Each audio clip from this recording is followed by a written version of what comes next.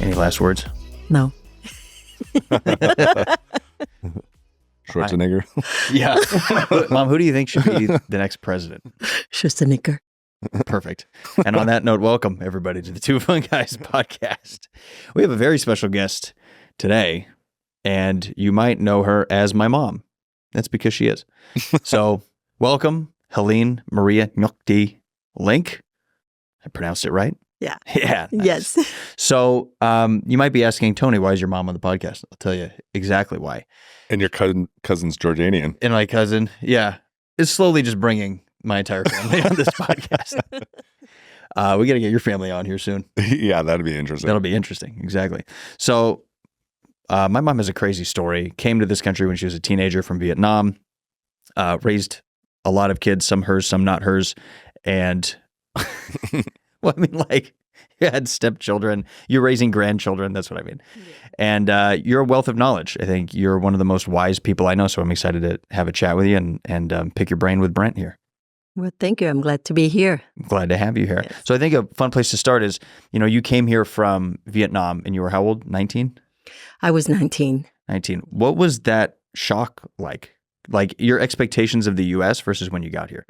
Well, before I came, I was told by my stepfather that America is very big. Everything is big.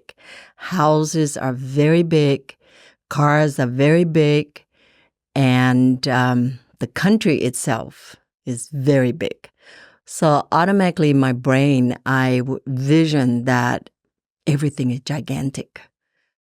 So when I came to America, I actually saw firsthand that car was big compared to the type of car that my mom has, a little Citroen that would, say hi to you by shaking when you stop or, a park.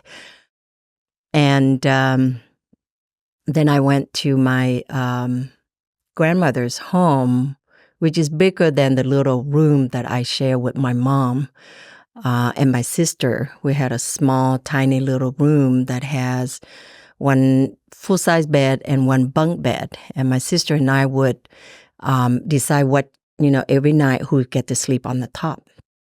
How did you decide? 1, 2, 3. Once we did it only one time. And then after that, we alternate every night. Yeah. Some night my sister would not want to sleep by herself in her bed. So I would take the top and she'd jump into her mom, our mother, and sleep with my mom. I was in that small little room above her restaurant in downtown Saigon for years. But then I went to boarding school. So I was at the boarding school for every 2 weeks. Then I got to go home every Saturday, and not every Saturday, but every other Saturday for at 12 noon, and then return to school by 6 o'clock the next day. So being with my mom very little time, the rest of the time we were in the school. Then one day we prepared to come to America. The preparation took a lot longer than we had anticipated. We got all of our shots, we got our passport, we got everything ready to go. And then my stepfather said, they need me here for another 6 months. So we end up delay our depart to America. During that time, my sister fell in love and she refused to go with us. So after she got married, my mom decided that you're going to America and you are not going to say no. So my mom took my passport, got everything ready, and didn't tell me until the night before. And when I got home from school, she said, you're leaving for America the next day at 8 o'clock. We have to be at the airport. I said, wait a minute. So it started as the whole family was going to go, and then it just dwindled down to now you're going. Now I was the only one that leave first. Why was it so important for your family for you to come? She's wanted my sister and I to finish school. And going to school in Vietnam was very difficult. We were in French school. There are French school in Vietnam, but there's There were no French college. And she didn't want our education to be disrupted or stopped. She did not want my sister and I to get married at that age. She wanted us to pursue our educations. But my sister had made different choice. And so she made sure that I was not going to fall in love and make the same choice that my sister did. How old was your sister? She's 4 years younger than me. Right. So she was 15. 15 when she got married. Mm-hmm. And so the next day I was at the back of my stepfather's truck and out to the Saigon airport and on the plane. And once I got on into the airplane and the airplane took off, that's when I knew my life had changed from that point on.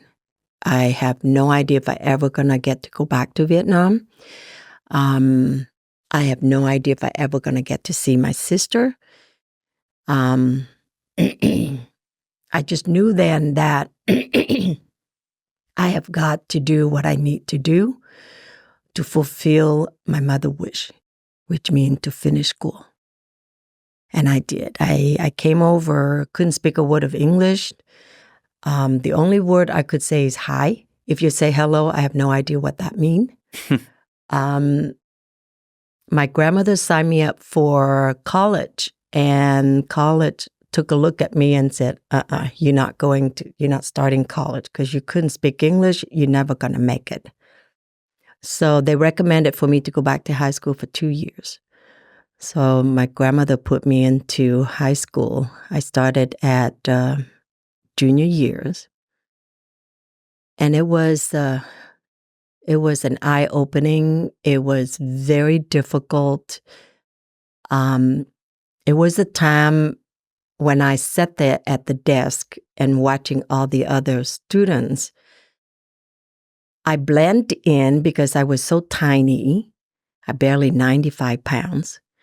And I looked like I was a teenager. So I blended in with the class. But mentally, I was more mature than all of them. I hate to say that. Yeah, but Any one of them here. You've been through way more. Yeah. And then I couldn't understand a word of what the teacher was teaching. So American school was different. You know, everybody have their own table, their own chair. They'll come in, they grab the chair, and they just pick whatever table, and they sit down, and they start talking. They didn't even care if the teacher's listening, the teacher was there or not. The teacher walked into the room, they just sat there and kept on talking to themselves or to their friends. That was the first thing I saw was the difference. Because in Vietnam, it doesn't matter how old you are, how high your class is. When the teacher walked into the classroom, you stood up. And you wait until the teacher sit down before you get to sit down. You don't talk until the teacher asks you questions. Here, all the students are talking at the same time. So I was at the back of the classroom and I was just observing. And I felt like, sounds like I'm back in the war. You know, everybody's shouting at each other, everybody's yelling, and nobody's care about anybody. Nobody want to listen to anyone. I just sat there and I said, where am I? So at that time, I felt a little lost. I felt like, am I really in America? Or am I somewhere aside from my country? But slowly things get I adapted a little bit better. And I knew at that time that either I adapt and survive, or I fight and lost. And so I chose the adaptations, and I made it through. So slowly, the second year, I made friends. I was able to speak a little bit of English. I was able to read simple directions and follow the directions and do my homework without getting any help from my grandmother. And but I still live with my dictionary, my French and English dictionary, or my Vietnamese and English dictionary. So it was I've never looked back and thought that this was hard. I just kept moving forward and kept learning. And I think in my mind, almost like I was thirsty for learning, and I didn't care what language it was, I'm going to learn. And I did. By the second year, I was able to speak a little bit of English. And then when I graduated from high school, I told my grandmother that I wasn't ready to go to college. I will go to college. I promised my mom that I would go to college, and I would keep that promise. My mother was very angry at me for not going to college right then and there. So I looked up into the newspaper and found an ad for airline hostess school. So I spoke to my grandmother, and she said, in America, when I wanted to go to college, I have to pay my own way. So you need to do that. And I said, okay, I don't have a job, so how am I going to pay my own way? So I spoke with my stepfather, and he said, so what do you want to do? And I show him the ad, and I say, this is what I want to do.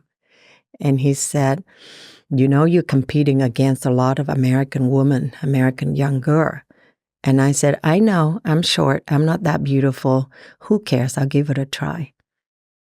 And so he said, okay, then you need a loan. And he co-signed me a loan, and I signed up for that course. And I moved to Kansas City, got myself on the Greyhound bus, and went to Kansas City by myself. And I got there, I went to school for 3 months, graduated. Then I tried to get a job in the airline industry, and at that time they weren't hiring anyone. So I thought, okay, back at hamburger place. What year is this, by the way? 1972. So I came the end of 1971. And the Vietnam War started in 1969? Yeah. And so you got to see the beginning of it, and then is that part of the reason you left? No, that was not part of the reason. I was born in North Vietnam. I was already experienced war, the French War, ever since I was born. My mother lived through the Chinese dominations, the Japanese War, and then the French War, and then the American War. So she lived through all those wars. Can you say what the dates are? I'm not familiar with the time periods of Well, the French, the beginning of the French War, when the French decided to conquer Vietnam and turn Vietnam into their state, or using Vietnam as their state for, number one, transportations and buildings and stuff like that, things that benefit the French. Started way back in 1850-something, 1856 or 1857, I can't remember exactly.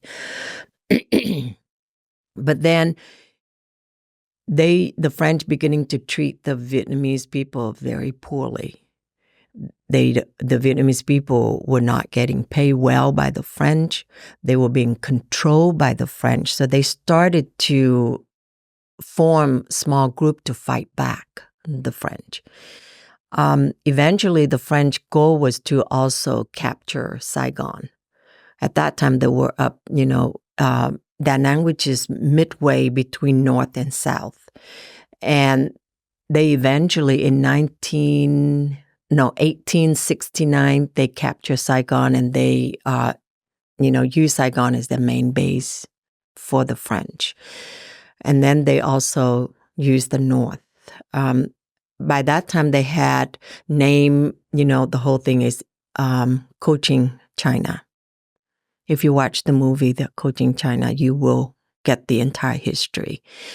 But slowly the Vietnamese people rebel. And when they rebel, a lot of Vietnamese citizens got killed, got, treated poorly, put into jail. The whole thing was really bad. So then the French then the World War II. So during the World War II, the French was fighting the battle in France, German, and then now trying to continue on to capture Vietnam. They finally get Japanese. I get to make some kind of deal with Japanese, but eventually Japanese helping them. That makes things worse. So then certain rebel people in North Vietnam formed this particular group. And that's where Ho Chi Minh came in. And Ho Chi Minh took it over from that point on until he captured Saigon and turned the entire Vietnam state into one in 1975. Is that when it turned communist, or was it always? The North have always been a communist, and when Ho Chi Minh took Vietnam, that's when Vietnam became communist. Yeah. So, but I left before that. I thought I have a chance to return to Vietnam, but I never did. So I made my life here afterward. I became a flight attendant, and then from that point on, I got married, have children. And then when I turned 32 years old, that's when I decided now is the time for me to make my wish come true. So I applied for nursing school when we moved to Washington State and went straight 5 years, graduated, became a nurse, and worked until I retired 2 years ago. Can I rewind real quick to Vietnam? I want to come back to your life in Washington, though. Mm-hmm. So I just started thinking about you growing up during the Vietnam War and then coming to America. What did you think about the U.S. while you're growing up in Vietnam during the war with the U.S.? You know, when I grow older, a little bit like the age of 17, 18, 19, I look at the war in Vietnam and I saw so many people were killed on both sides, American and Vietnamese soldiers. Life was so completely torn apart. School was not good for any students, practically, in Vietnam. Vietnam at that point have divided into the rich and the poor. There is no such thing as middle class. Either you rich, you got whatever, your children can go to great school, can travel to Europe and to France or America and study and achieve higher education, or you're very poor. The government at that time, the Vietnamese government at that time were not really helping the South Vietnamese children to obtain educations. Only the North. The North at that time, not either, because they're constantly in the war. The children in the rural area have no educations. And as they get older, some of the girls had to leave their family and move to Saigon in order to get jobs. And most job, if you don't have any education, most job you can get is working in a bar, and life completely messed up for this young, beautiful girl or young girl who able to have who get married and have children, or maybe have an education, but their lives are cut because they didn't have that opportunity. When you say working in a bar, you mean prostitution? It's not fully prostitutions. They are not controlled by anyone at all. Right, they're kind of freelanced. They freelance, yeah. They work in a bar as a serve, like a person who entertain the Vietnamese soldiers or the American soldier during their R&R, which is their short vacations from the battlefield. And during that time, these young ladies would serve them drinks, talk to them, and every drink that the young ladies served to these soldiers, they get paid. Mm-hmm. And so that's their income. And their income, they send it home to their mother and father to take care of their siblings. So it's always one child in the family sacrifice her life to support the family, her family. And so there was I looked at all that life and I felt really sad. I felt my mom have sacrificed anything and everything for my sister and I to have a good education. And that means French education. And that cost her a lot of money. We never have any extra. We have twice a year, we have new clothes. And a pair of new shoes, only twice a year. That's all we could afford. Because all of her incomes that she managed her restaurant, by the time she paid all of her employees, her taxes, the land that she had her home on, and our tuitions, it's pretty much gone. But my mom is super frugal. She's able to save some money on the side for our future. She said she wants us to go to college, she wants to save the money. And that's what she did. She makes sure we're safe. Because being a half French, like my sister and I, or a lot of half French children, they can be kidnapped and sold into the prostitution either in Cambodia or China or somewhere else. So my mother makes sure that both my sister and I are safe during, our growing up. I think what's interesting is you went through this extreme culture shock. You don't know anything. You have to go through high school, find your way, get your own job. You have this mindset like never woe is me. And if you were to look at a kid now coming out of high school, some of them, they have to go to therapy because maybe they didn't make it on to the cheerleading squad, or they're emotionally hurt because somebody said something online. I imagine from your perspective, it seems kind of kooky how little people can handle, where you were living through wars, then just your mom, no say, there's no like, I want to consider your feelings. Like, no, you're doing this thing, and off you go. And there you go. And it's all on you. Mm-hmm. So to me, it shows the human mind is extremely resilient. And Very, yeah. And at no point were you, doesn't sound like you went to therapy and were sad and depressed and, oh, woe is me. I have all these hardships. I'm so beat down by life. I don't get a sense that ever even crossed your mind. Emotion is emotion. You will go through all those emotions. I did not deny that I did not. I did go through the sadness. I went through, time that I felt very low and I felt like I don't think I could do this. But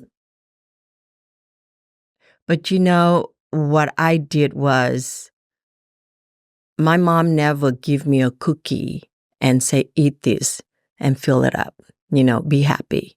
No, my mom said, this is your life. You take it how you want to take it. Make the choice. And I made the choice. I looked at how tough she was. She grew up, she lost her father when she was 8 years old. 2 years later, she was in the war, the Japanese war. The Japanese invaded North Vietnam at that time. And both her and her family were running from village to village just to stay alive. Just to stay alive. Because if you don't, you will be killed by the Japanese. No self-care routine was happening. Oh my God, no morning routine? No. You didn't wake up and journal for 10 minutes before running to the next village? Every night, what they do is when they went to a different village, there was one person stay at night and stay alert and watching for the Japanese troop to come toward their village. They alert the people, and we all know, every one of them, they pack a bag of rice and salt. That's how we have to stay alive. That was your diet. That was our diet. So every night we'd cook this rice. My mother would cook the rice and she would roll it up into a ball into her hand and kind of sprinkle a little bit of salt on it and put it in the bag. My grandmother had 10 children. My mom was the 5th. Wow. Several of them was married and was left the home, but there are a few still staying at home with my mom. So my grandmother was making this ball of rice, and each one of you have one ball of rice, and you run all day long. Some of them stepped into the bomb and got killed. My mom had witnessed 2 of her brother was blown up right in front of her. Wow. Can you just turn your mic a little towards you? Oh. Yeah, there you go. We want to hear your voice. Okay. And, because of her life, that she had such a difficult and hard life and not knowing whether she's going to stay alive and die during that time, she became a very tough lady. She was never able to go to school, so she didn't know how to write or read. But damn it, no one is going to teach her out anything. She'll stay up every night after she closed her restaurant, and she go over what she had sell that day, what she make that day, what's going on that day, what were they lost that day. She's on top of everything. And any kind of paperwork that she have to read and sign, she makes sure somebody is there reading for her, explain it to her thoroughly before she sign it. I looked at the way she grew up. I look at the way she raised my sister and I. I look at how tough she was, but yet there is a gentle soul in her. During the 1968, when the communists invaded Saigon, and we had a curfew about 3 months. No market, no food, no nothing. Her employee would come to her and say, "We're starving." She would give her bag of rice to them. She said, "Nobody is going hungry." When I grew up, she was my model. I looked at her, and when she threw me on that airplane and fly to America when I couldn't speak a word of English, I knew that my life is not as hard as her. And whatever happened to me, however I chose to go through this new path in my life, I will make it. Whether I meet my goal, become a nurse, or I do something else, I will make it. Also seems like having the belief from someone who's been so much in you, I imagine would give you confidence to at least try. Mm-hmm. You're like, if she believes in me, shit, and she's been through all that, Mm-hmm. I have a chance. Yeah. So your grandmother and then your mother, and then you obviously had these very difficult lives and passed on that strength and that confidence and raised the next generation very tough. Very tough. Your mom was really hard on you. Oh, yeah. And I can imagine your grandmother was very hard on her. Oh, yes. And you weren't that hard on us, but you also weren't nice. Not nice, but you also weren't soft, right? You had an iron fist when you needed it. Yeah. And I'm curious, now when you look at especially American parents and it's kind of this new age of parenting, what do you think when you see this sort of soft parenting? I don't I don't oppose to it. I don't say that it's right or wrong. Every parents have their right to raise their kids because they're children. But I think that from my generations or from even American parenting generations to these last few years of American generations have changed very drastically. From, even in the 1970 or 80, parents are still stick with some kind of rules or some kind of directions when they raise their children. I look at the parents today, maybe because back at those days, there's a lot of parents abusive to their children.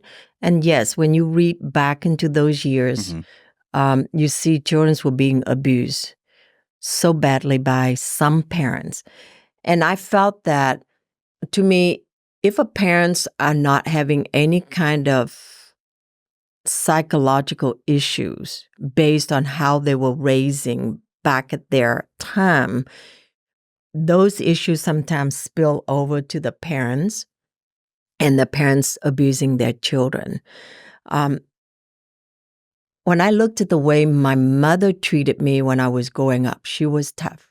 There is no second. All she did was just look at me, and I know I'm doing something wrong, and I better shape up. I would never dare talk back to her. I would never dare call her names. But I look at the children today, they argue with their parents. They exert their independence. And the parents today want to help their children to gain that independence, which is fine with me. I don't have a problem with that. I felt, looking back, this is the generation and this is the generation. This generation say, I'll tell you what to do and you follow me. This generation said, here is your choice. Mm-hmm. To me, both generations are fine. I don't have any problem with it.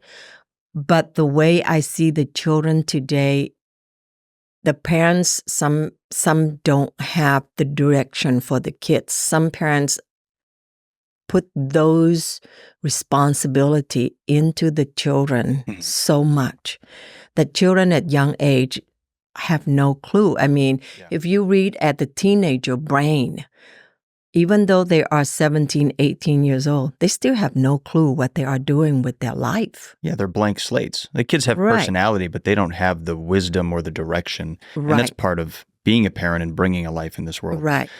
You have to, that's now your responsibility to give them some kind of direction and not like a hard line, maybe like your parents and your grandparents did, where it was life or death. And in that situation, you do need to have a hard line because I don't want you to get blown up by a landmine. Yeah. But now, maybe it's been like an overcorrection a little bit. I heard someone say one time, your goal is not to be nice to your kids. It's to raise good adults, functioning adults. And I think too many people think discipline equals being mean, being abused, or hurtful. Yeah. But like in the Rick Rubin book I was listening to, he talks about how discipline allows a lot more freedom and space when you're not doing whatever you're doing. And so I don't know about you, you've talked about this. We both craved discipline.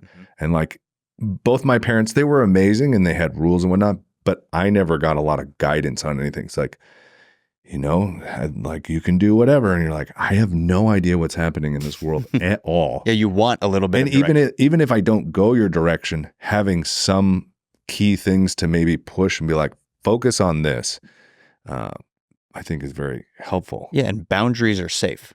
Like when you have a boundary, you're like, okay, I have freedom within the boundary. And I think some people, they perceive putting a boundary on their children or even in a relationship is like, oh, I'm what's taking away their freedom. Overcorrecting on what they want to do, right? Domineering, that's the word I'm looking for. But like, there's a need for that boundary. Yeah. So they can feel safe. Right. I think children need boundaries. They do need that because they are young. Their minds are so free and so careless.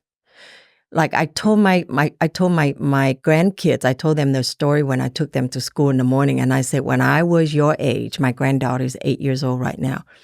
I said, when I was your age, on a Chinese New Year, I had just finished put on a brand new outfit. And that was my only outfit for the year.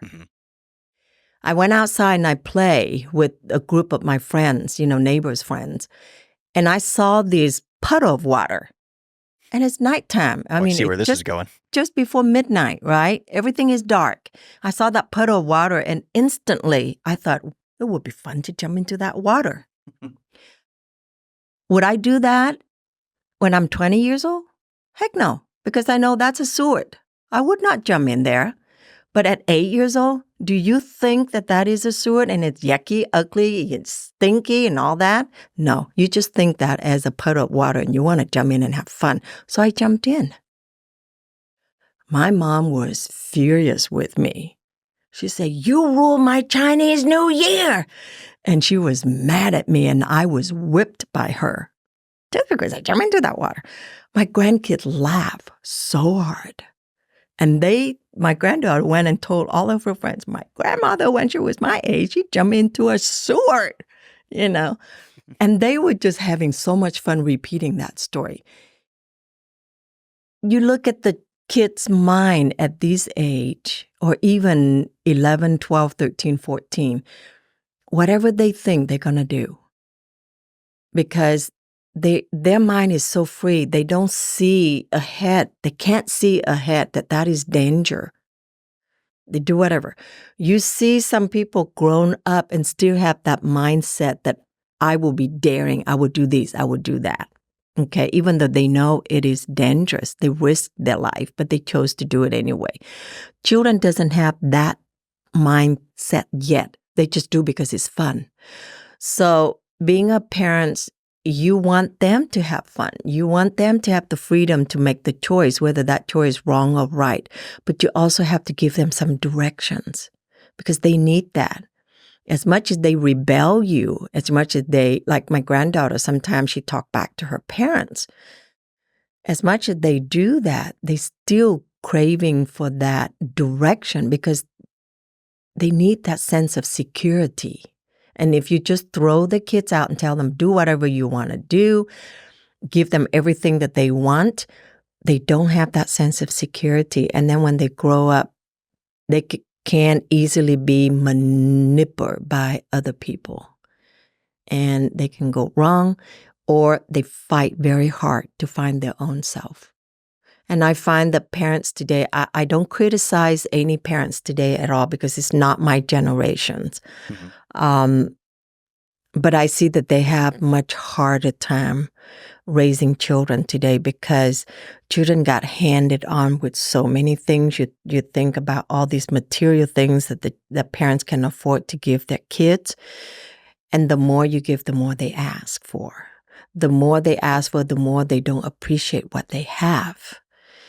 And to me, that is very sad because then when they grow up, they think that the war owed them something and they keep asking for it. And if they didn't get it, they can go the wrong directions. Yeah, I can't imagine growing up right now. You know, if your grandkid's 8 and they're get to 12 or 13 or 14 and then they have cell phones, the amount of just images and things they see, it would be paralyzing. I mean, it's even paralyzing sometimes when we death scroll. I'm there, I'm like, how did I just get sucked in a couple hours? And think of how that's working on your subconscious all the time. Mm-hmm. Yeah, it's going to get more intense. But you know, because of the war, the world is moving so fast into technology. The children have to learn all this technology because that's their future. Yeah, they have to do it. They have to. But for us being as parents, you know, I've seen more and more parents now become aware of all those things, all the trash that on Facebook and Instagram and whatever it is. And children are smart. Trust me, it doesn't matter what you do, how you block it, they figure it out. Mm-hmm. Like my granddaughter and my grandson is 4 years old. He took my phone and within 10 minutes, he know how to unlock my phone. He know how to do everything in there. He know where to go. Yeah, these kids are one with technology. They were raised with it, and they will figure it out. Yeah, they speak the language immediately. Mm-hmm. Right. Mm-hmm. So they're the future children. They are the technology children now. We cannot stop them by holding back all of these stuff that they needed to learn. Schools are beginning to getting all these computer for the children to do their homeworks and stuff like that. There's no way to stop. But I think the best thing is I told my granddaughters, I'm very honest with my grandkid. I told my granddaughter because she's old enough, she's almost 9 now, she's old enough to know what to look for and what not to look for. And if you happen to go in there, you need to get out, you need not to do this, you need not to do that. I told her to be aware of all of these. Yes, sometimes I may be a little bit too much ahead of them, but I see that these children today are so far advanced in their intelligence. They learn so much more faster than our age. And if we're holding all of those things back that could be dangerous to them, they will be easily manipulated into that situation. And thing can be bad. It's like a firearm. If they know how to Mm-hmm. operate it properly, if they come across dangerous situations, they know, don't point it at your friend, check the chamber. They know all these different things because you can't stop it. It's going to be everywhere. Yeah. You can't. So it's better to educate them. But at the same time, I feel that you still, as a parent, you still have to be a parent. You cannot be a friend to your kids. That's one thing I see today. Parents, they want to be friends with their kids. Mm-hmm. And sometimes being friends with their children, they forget that their responsibility is to guide. Because children have their own friends. You know, how many kids going to hang around at the age of 18 and say, hey, Mom, let's go have coffee together? I have not seen that. They all go with their friend. As soon as they're 12, 13 years old, Mom is forgotten. So what I think, to me, I feel that take some from the past of parents' guidance, apply to these future generations, and stick with certain things that is important for parents to guide their children, and give them not everything that they want,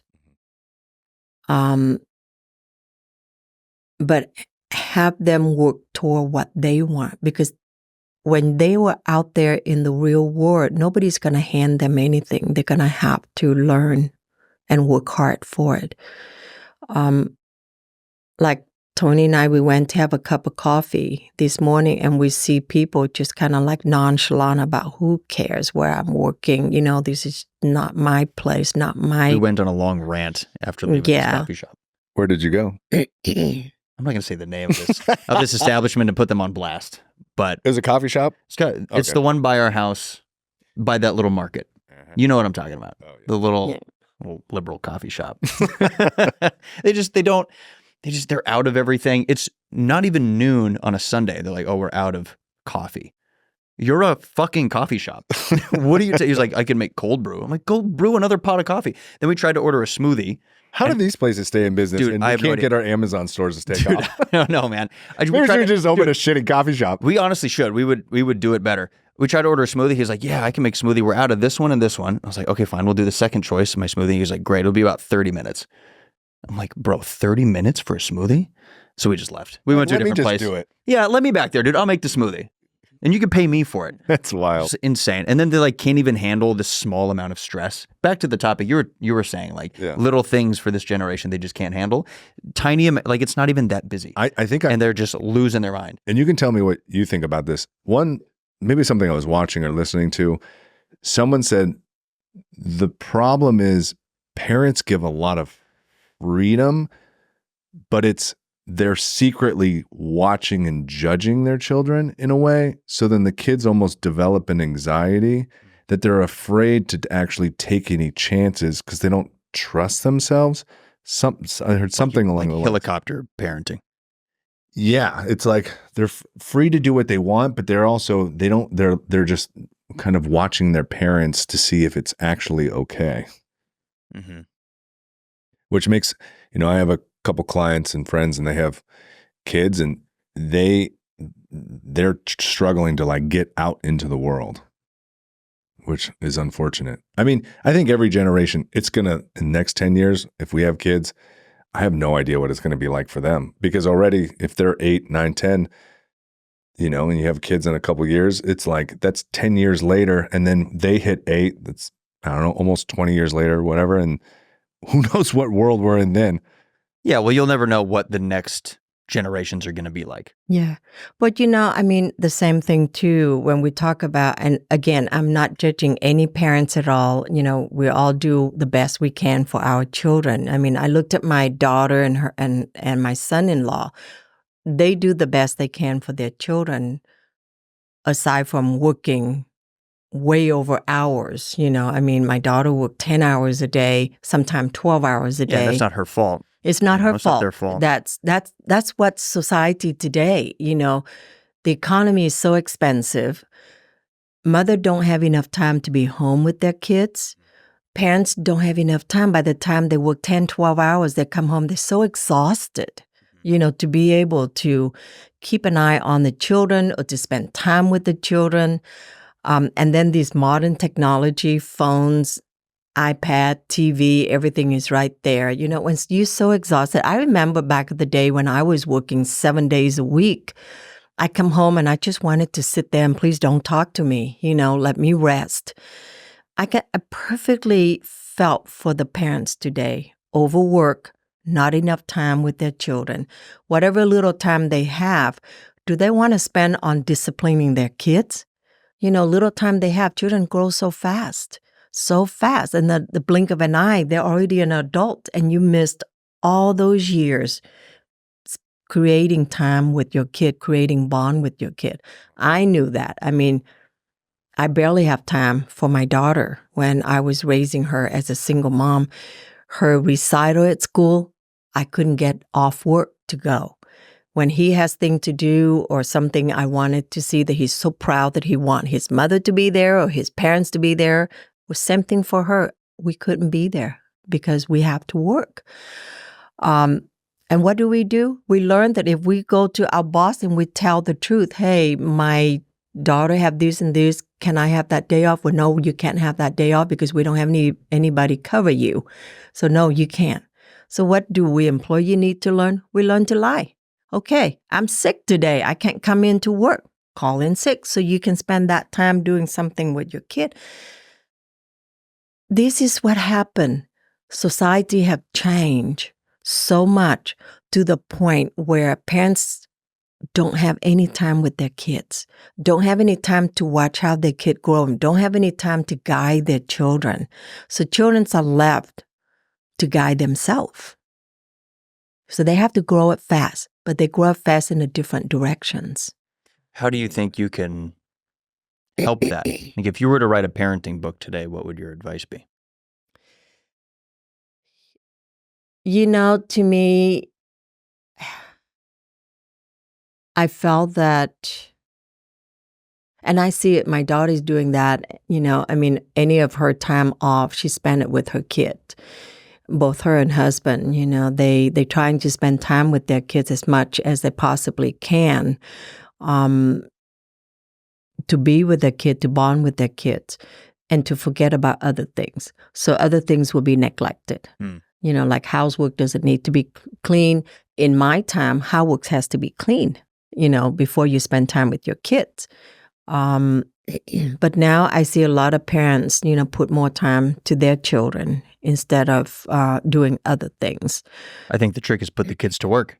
Teach them how to clean. Well, that's Teach them the how to thing do too. some dishes. That's the thing too. I'm sure a lot of family are doing that. They get their kids to involve into the housework, so then things can get done quicker. Then they have time to spend time with their kids. I'm not in a whole lot of families, so I can't judge anyone. I don't know. Every family have their own way of doing what it takes, and that's, to me, that's what it is today. Is you just do what you have to do in this type of fast-growing, crazy society right now. And plus, back at your time and your sister time, you come home from school, you do your homework, and then you run outside and you play and you go all around neighborhood and you do whatever you want to do. And when the sun started to go down, the street light came on, you come home. Nowadays, you can't even feel comfortable enough to let your kid walk outside of your front door. You walk down the street and the kid got grabbed by somebody. Kids play in the playground and got kidnapped. It's just too much danger for children today that it created a lot of stress in parents. You want your children to have the freedom, but yet all this danger is surrounding and it's ready to snatch your kids away. And I mean, it happened. It's not something that we just say it. It happened. So many young children got kidnapped. It's scary. It's a scary war. At the scary time, at the same time, it's a fast-growing technology time. So parents today have a lot more harder to deal with than parent at the old time. Yeah. Yeah, I'm interested going from now this topic of children. You worked in family care facilities for a long time. So you became a nurse. You had your own family care facility. Yes. Both my parents are unfortunately in a family care facility. And I think this is an interesting topic to talk about, that world and what you've seen, because I don't think a lot of people understand that. We all think we understand that your parents will age or loved ones will age, but we don't really see the process of that happening. People think all of a sudden someone just, dies in a couple days, or they end up in the hospital in a couple months, they pass away. No, people can take 2, 3, 10, 15 years of going through the process of dying, and it can be extremely unpleasant. And I think people need to be educated on this experience, and you don't really know it until you're thrown into the world. But you had a very successful family care facility. I'd love to hear about your experience with that and people going through that process of passing over to the afterlife. Yeah. We do age. That's part of life. And people also develop certain type of disease, whether it's cancer, Alzheimer, or multiple sclerosis, or anything else that take their independence away from them, whether it's their body or their mind. And dementia, Alzheimer, it's common, it happens, and it's a disease that gradually happens that you don't know it until it has already become advanced. Yeah, I was watching a little Rogan interviewed a guy who just created a documentary about Alzheimer's, and he said it starts about 30 years before you see signs. And usually when you see signs, even if it's subtle signs, it's advanced. And all you can do is maybe kind of slow it, but you're not going to stop it. Yeah. You can't stop that because it's a disease of the brain. It slowly deteriorated your brain cell. It destroyed your brain cells, and that caused you to not be able to function, thinking or analyzing or making decisions. And the subtle signs is you start out with, you forget certain words, you forget certain things, but then it take a little time and then it come back. So because it come back, people think, oh, maybe I'm under stress. And also stress is the killer of your health. If you're under a whole lot of stress, it create a vast majority of health issue, from cardiac to diabetes to whatever else. I agree. When you were talking about, your mom was running the village to village, eating small amounts of rice. I know several people that are obsessed with doing blood work and checking their cortisol levels and getting gut tests and poop tests and all kinds of allergy tests. And I think at the core of it, it's a mind disease that you're making yourself sick and you're overanalyzing things. Well, meanwhile, you were probably extremely protein deficient, sleep deficient, nutrient deficient, highest cortisol levels you could probably have. And people like this live to 100, 105 years old. Yeah. Food for thought. Well, it's not too much, also, just a little bit of rice. Just a little bit. It's also the diet that you eat too. Your diet also have a lot about your health and your mind.